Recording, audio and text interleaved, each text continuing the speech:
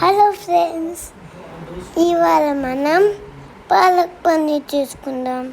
Okay అండి, ఇవాళ జున్ను వాయిస్ ఓవర్ ఇస్తానంటే జస్ట్ ట్రై చేశాను. సో పాలక్ పన్నీర్ కోసం ఫస్ట్ మనం కడాయిలో పాలక్ కూర, జీలకర్ర, పచ్చిమిర్చి బాగా బాయిల్ చేసి సపరేట్గా పెట్టుకుందాం. తర్వాత పన్నీర్ని సాల్ట్, కారం వేసుకొని 15 minutes మ్యారినేట్ చేసుకొని తవాలో షాలో ఫ్రై చేసుకొని పెట్టుకుందాం.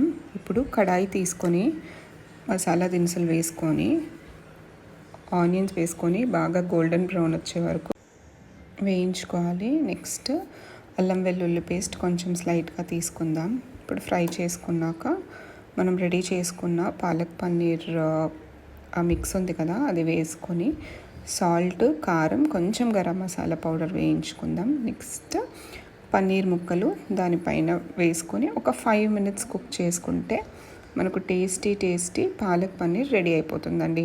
ఇది చపాతీలో కానీ పరాటాలో కానీ చాలా బాగుంటుంది, టేస్టీగా ఉంటుంది. కొంచెం పైన బటరు లేకపోతే జస్ట్ క్రీమ్ యాడ్ చేసుకోండి, చాలా బాగుంటుంది. మీరు కూడా ట్రై చేసి ఎలా ఉందో చెప్పండి.